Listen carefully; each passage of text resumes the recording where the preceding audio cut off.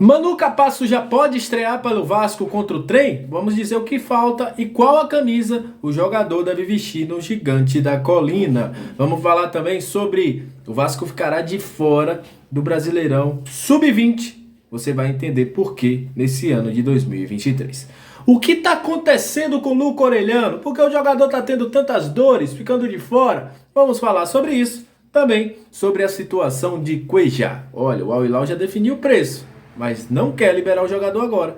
E a gente vai falar sobre isso aqui nesse vídeo. E também uma curtida que ele deu em uma foto do Maurício Barbieri.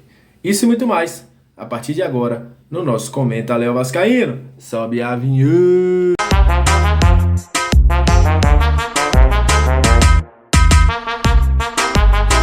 Salve, salve vascaínos e vascaínas, aquele abraço para você que está sempre junto com a gente, que curte, compartilha, que se inscreve no nosso canal.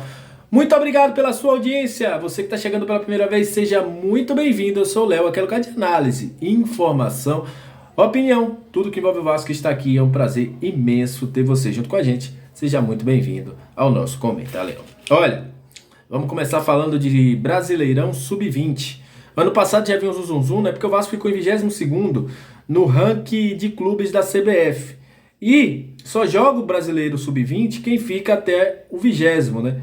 Com isso, o Vasco ficará de fora da competição, que inclusive já tem tabela definida.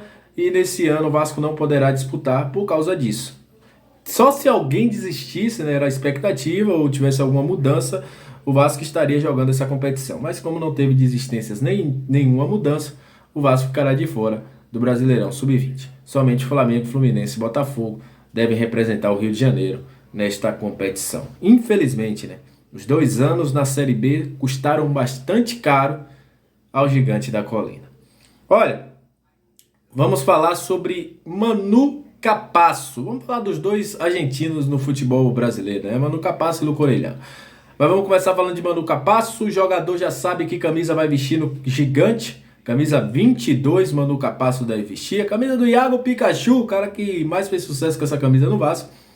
E todo mundo quer saber, ele já pode estrear contra a equipe do Trem do Amapá na próxima quinta-feira? Vou de novo falar sobre o que eu falei nos últimos vídeos. Para ele jogar, o Vasco precisa regularizar o jogador até esta quarta-feira, que é quando ele também será apresentado antes do Vasco viajar para Brasília. Se não conseguir, o jogador deve ficar no Rio de Janeiro fazendo treino. Ele já está treinando, inclusive, com o grupo, né? Já vai fazer uma semana treinando com o grupo. E depois o Vasco aí conseguirá colocar ele para jogar. Provavelmente contra a equipe do Boa Vista pelo Campeonato Carioca no próximo sábado. Ou até mesmo segurando um pouquinho, deixando ele para o Clássico contra o Flamengo.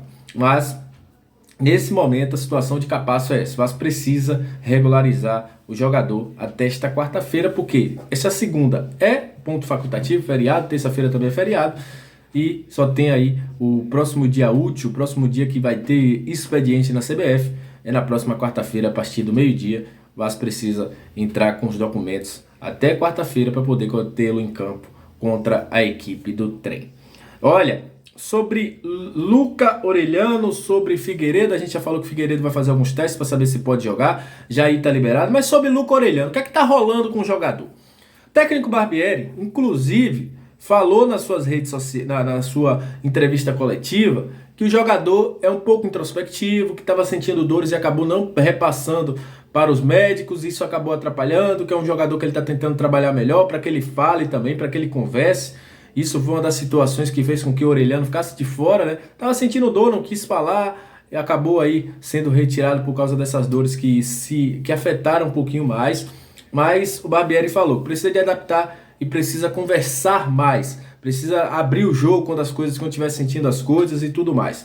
Esse é o grande problema do Luca Orellano, né? Ele se assemelha a outros jogadores sul-americanos que chegaram no Vasco, tiveram essa dificuldade de falar, né? De conversar, de abrir o jogo. E isso tem sido um dos principais pontos da falta de adaptação do jogador ao Vasco, né? Isso tem dificultado aí e atrasado a adaptação dele. Sobre as dores na coxa, não são dores de agora, né? É um jogador que tem um desequilíbrio muscular e o Vasco vai fazer todo esse trabalho para que ele volte. Mas o pedido do Barbieri e da própria comissão técnica é que ele fale, está sentindo dor, fala, abre a boca, conversa, para que ele possa ter uma adaptação melhor ao time do Vasco. Sobre Cuejá, hoje a galera é mal, viu? A galera é detetive torcedor do Vasco. Descobriram aí que o Cuejá deu um like numa foto do Maurício Barbieri, né, onde ele falava: enquanto houver um coração infantil, o Vasco será imortal, com seu filho no colo aí com a camisa do Vasco. Foi curtida pelo Gustavo Cuejá. A gente trouxe ontem, né, que o jogador ficaria de fora do jogo pela Champions, né, porque eles só podem botar 4 estrangeiros. Sendo esses 4, 3 podem ser estrangeiros fora do Oriente Médio e um estrangeiro do Oriente Médio, né, que é o Ian, que é o zagueiro, que sempre vai jogar por causa dessa lei. Só que a equipe do Al Hilal já estipulou um preço, 5 milhões de dólares pelo jogador, isso dá um pouco em torno de 25, 27 milhões de reais, mas não vai liberar o jogador agora. Eles estão reticentes disso, não querem liberar o Gustavo Cuejá até o fim da temporada lá. A temporada lá acompanha a temporada europeia, acaba no meio do ano. Eles querem fazer uma reformulação grande no elenco, mas nesse momento, até pelo transfer ban que eles têm, eles não querem liberar o Cuejá. Esse é o grande problema aí para o Cuejá jogar no Vasco. Mas o Vasco está muito forte no páreo, juntamente com o Internacional, para poder trazer o jogador, mas esbarra nessa situação aí que o Al Hilal não quer liberar o Gustavo Cuejá.